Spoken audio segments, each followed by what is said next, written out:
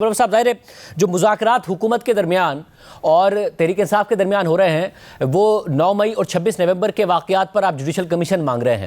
آج D G I S P R نے 9 مئی ہو اور نومبر 2024 ہو، پھر 2014 مئی 2022 نومبر 2022 سب کے بارے میں کہا کہ دہشت گردی، سیاسی دہشت گردی یہ کی گئی تھی. پھر 9 مئی کے ماسٹر مائنڈ کے خلاف کہا کہ ان کے خلاف بھی کارروائی ہونی چاہیے. آپ کو لگ رہا ہے کہ مذاکرات کا کوئی حل نکلنے کا راستہ رہ گیا ہے آج کی پریس کانفرنس کے بعد، یا آپ ابھی بھی پر امید ہیں؟ بہت شکریہ شاہ زیب. مجھے آج D G I S P R کی پریس کانفرنس جو ہے سوشل میڈیا پر جو بیرون ملک سے جو کمپین چل رہی ہے، خصوصاً 26 نومبر کے بعد جو زیادتیاں ہوئی پی ٹی آئی کے ساتھ، یہ اس کا امیڈیٹ رد عمل نظر آ رہا ہے. اور بہت ساری باتیں، جس طرح آپ نے کہا سیاسی دہشت گردی، اب سیاسی دہشت گردی کیا ہوتی ہے؟ بہت ساری باتیں اس میں ایسی تھی جو نہیں کہنی چاہیے تھی، کیونکہ ماحول بہت سازگار ہو چکا ہے اور غلط بیانی سے بھی کام لیا گیا. 26 نومبر کو تو ہمیں مارا گیا ہے. وہ سیانے کہتے ہیں نا کہ جھوٹ سننے کا مزہ تب آتا ہے جب آپ کو سچ پہلے سے معلوم ہو. اب 26 نومبر کو کیا ہوا ہے پوری قوم کو پتہ ہے. وہ اس پہ بھی ہمیں سیاسی دہشت گرد قرار دے رہا ہے. اب اگر ماریں گے آپ نہتے عوام کو تو پھر عوام چیخے گی. چیخنے کا حق تو نہیں چھین سکتے ہیں آپ. چاہے اب البتہ بیرون ملک بہت سارے عوامل گزشتہ 2 ہفتوں میں سوشل میڈیا کے ذریعے کمپین کی شکل میں چلے. اب بہت سارے سے ہم نے اپنے آپ کو لا تعلق بھی کیا ہے، لیکن یہ ہے کہ موجودہ وقت جو ہیں ایسے بیانات کا نہیں تھا. پی ٹی آئی میں بہت سارے ایسے ایلیمنٹس ہیں جو قطعاً نہیں چاہتے ہیں کہ سوشل میڈیا پر ہو یا عملاً ہو یا سیاست میں ہو ہماری توپوں کا رخ فوج یا ان کے اداروں کی طرف ہو. ہماری کوشش ہوتی ہے کہ شہداء کے ساتھ یا ان کے خاندانوں کے ساتھ بار بار ہم اظہار محبت، اظہار عقیدت کریں. ہماری کوشش ہوتی ہے کہ فوج کے ادارے کو جو ہے سیاست کی نظر سے نہ دیکھا جائے، اس کو جو ہے انڈسپیوٹڈ ایک ادارہ تسلیم کرتے ہوئے ان کی قربانیوں کو جو ہے قدر کرنی چاہیے. لیکن جب بھی پریس کانفرنس ہوتی ہیں تو وہ D G I S P R صاحب ہمارے درجات بلند کرتے رہتے ہیں. میرا خیال ہے اس کا نقصان زیادہ ہوتا ہے، اور یہ بیانات سن کے کوئی زیادہ لوگ جو ہیں وہ اس سے متاثر نہیں ہوتے. البتہ بہت سارے نوجوان جو ہیں، یوتھ جو ہیں، وہ پھر اس پہ ری ایکشن دینا شروع کر دیتے ہیں.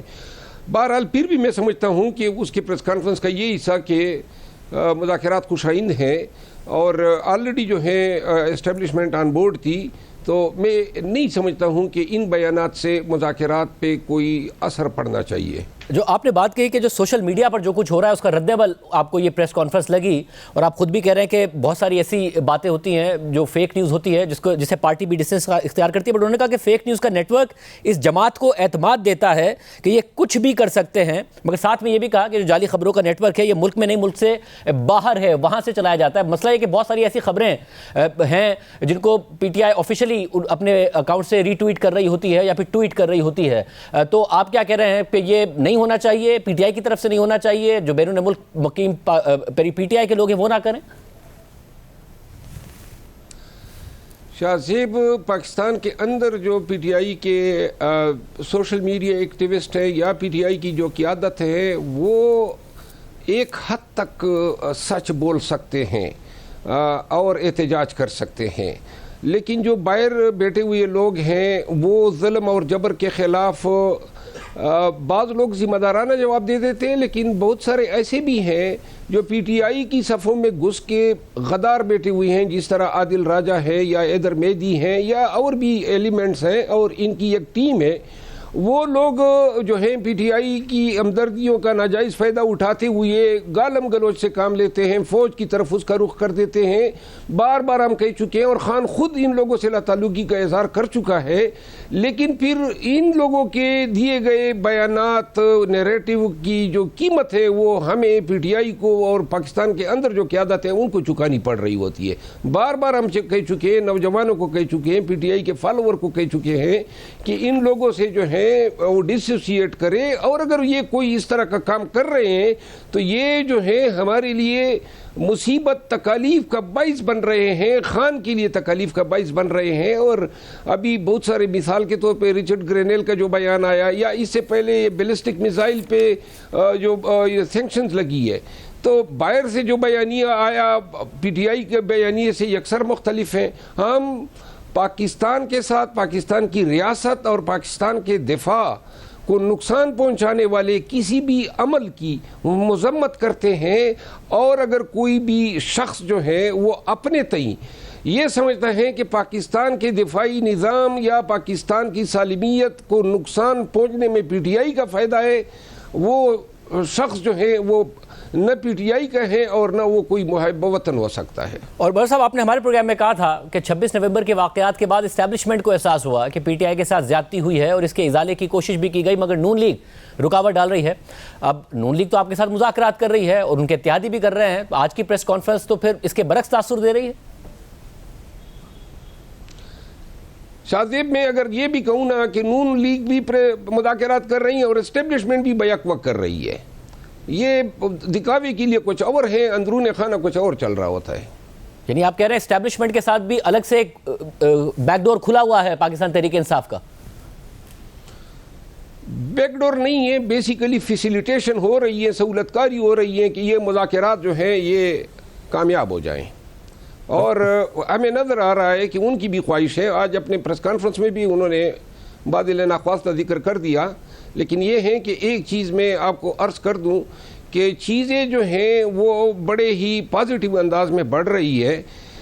یہ جو نقصان ہو رہا ہے پاکستان کا اور اداروں کا اور سیاست کا، جمہوریت کا، قانون کی بالادستی کا، یہ سب پاکستان کا نقصان ہو رہا ہے. اور جو غیر یقینی صورتحال سے پاکستان آج دوچار ہے، جو سیاسی عدم استحکام ہیں، جو آپ نے اپنی معیشت قرضوں کے سہارے کھڑی کی ہیں، سب کو ادراک ہے کہ ہم جو ہیں اگر ہم نے ہوش کے ناخن نہ لیے اور پاکستان کو صحیح سمت پہ مصالحت کی طرف لے جا کے گامزن نہ کیا تو شاید ہم سب اکٹھے کائی میں گریں گے. یعنی پھر آپ یہ کہہ رہے ہیں کہ وہاں سے بھی مذاکرات کی خواہش ہے، معاملات بھی طے کیے جانے چاہیے، مگر پھر وہیں سے 9 مئی 26 نومبر دیگر واقعات پر جو رد عمل آ رہا ہے وہ محض بیانیے کا جواب ہے، یا پھر جو سوشل میڈیا پر بات ہو رہی ہے اس کا جواب ہے، مگر ویسے کہیں نہ کہیں برف پگھل رہی ہے، معاملات آگے بڑھ رہے ہیں. میں آپ کو عرض کروں نا، اسٹیبلشمنٹ کے ساتھ ہمارے تو کئی دفعہ مذاکرات ہوئی ہے. 22 نومبر سے لے کے 25 نومبر تک بھی ہمارے مذاکرات جاری رہے. بار بار میں اعلان یہ کہہ چکا ہوں. اور اس کے بعد یہ جو سیاسی پارٹیاں بیٹھی ہیں تو یہ بھی ممکن نہیں ہے کہ ان کی رضامندی اور ان کی کنسنٹ کے بغیر ہو. وہ اس پہ بھی آن بورڈ ہیں اور اس کے علاوہ فیسیلیٹیٹ بھی کر رہے ہیں مذاکراتی ٹیم کو کہ کسی طریقے سے جو ہے یہ چیزیں مثبت انداز میں یہ آگے بڑھ سکیں. یہ جو آج کی پریس کانفرنس ہیں، جو لینگویج استعمال ہوئی ہے، میں نے عرض کیا کہ یہ بیرون ملک جو سوشل میڈیا پہ جو نیریٹو پھیلایا گیا یہ اس کا امیڈیٹ رد عمل ہے، اسی لیے الفاظ میں سختی بھی تھی اور اس کو کاؤنٹر کرنے کے لیے کہیں پر جو ہے انہوں نے حقائق سے ہٹ کے بات کی. اور صاحب، جو دہشت گردی ہو رہی ہے اس پہ ظاہر عمران خان صاحب مذاکرات کی بھی بات کرتے ہیں، ساتھ میں افغانستان میں اگر کارروائی ہوئی، عمران خان صاحب نے اس کو کنڈیم کیا.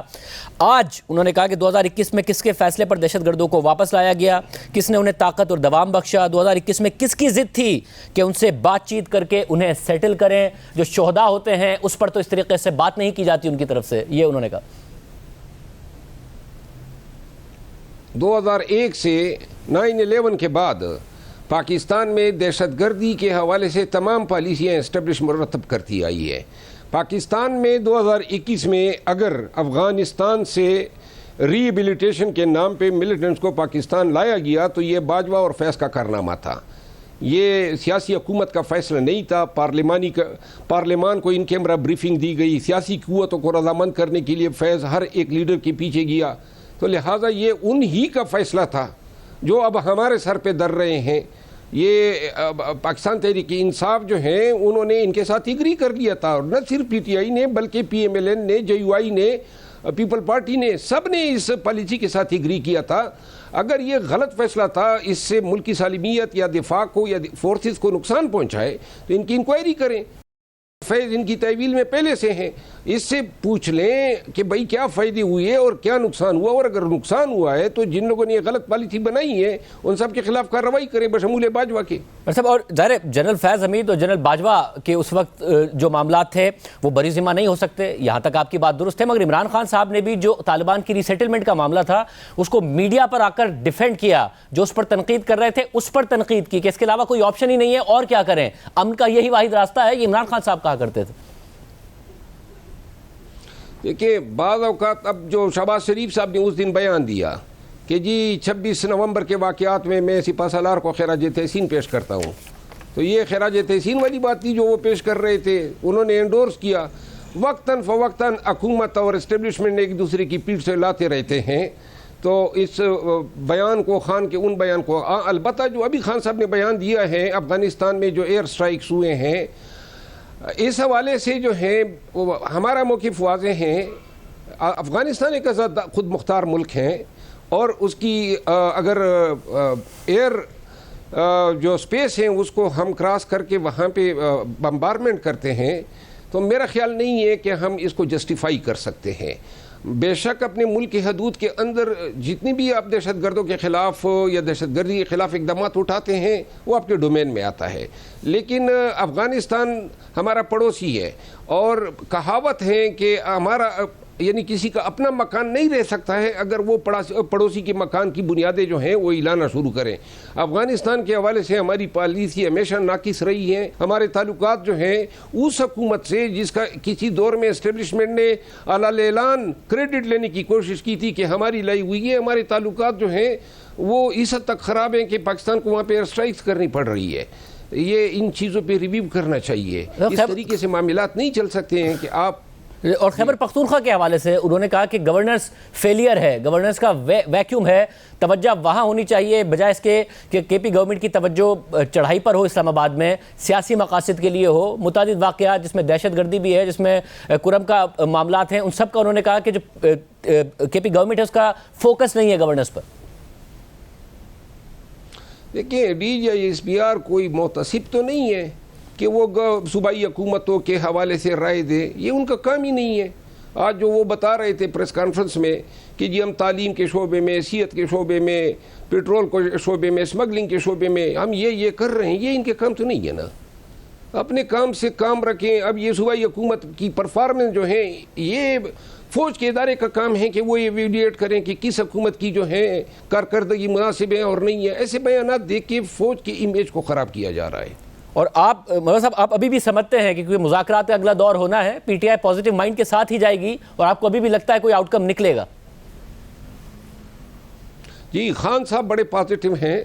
میں شاذیب آپ کو عرض کر دوں کہ یہ جو معاملات پاکستان کے جس نیج پہ آ چکے ہیں، جتنی غیر یقینی صورتحال ہیں، جو پولیٹیکل عدم استحکام ہے، اس کا تقاضا ہے، پاکستان کی سالمیت کا تقاضا ہے کہ ہم اوش کے ناخن لیں. یہ سوتنوں کی طرح ایک دوسرے کے خلاف پریس کانفرنسیں کر کے الزامات لگا کے بے بنیاد ہم پاکستان کی خدمت نہیں کر رہے ہیں، ڈس سروس کر رہے ہیں.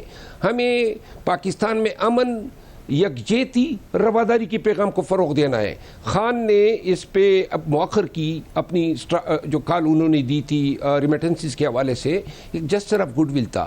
پی ایم ایل این نے وہ مؤخر نہیں کی ہے، وہ تو کہہ رہے ہیں یہ کنٹینیو کر رہی ہے. جب مذاکرات کا آؤٹ کم نکلے گا پھر اس کو وڈرا کیا جائے گا. یہ تو علیمہ خان صاحبہ نے بھی کہا کہ وہ کنٹینیو کر رہی ہے. عمران خان صاحب نے خود بھی کہا کہ وہ تو ہے، جاری ہے.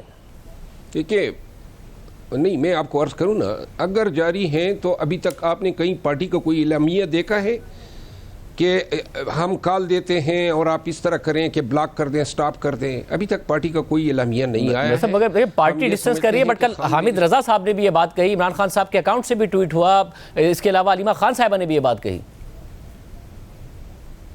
دیکھیے معنی رکھتا ہے، افیشل 3 لوگ ہیں، بیرسٹر گوہر، عمر ایوب خان اور شیخ وقاص اکرم صاحب.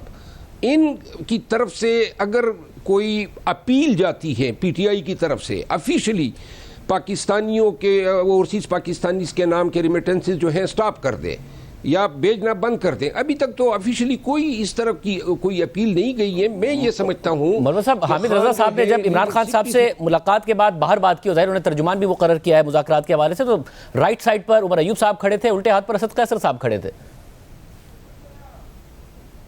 جی میں آپ کو عرض کر رہا ہوں نا کہ آفیشل یہ مذاکرات کے حوالے سے بات ہیں, لیکن ریمیٹنسز پہ میں نہیں سمجھتا ہوں کہ ابھی تک جو ہیں کوئی فنکشنل کال دے دی گئی ہے کہ جی آپ ریمیٹنسز جو ہے امیڈیٹلی سٹاپ کر دیں.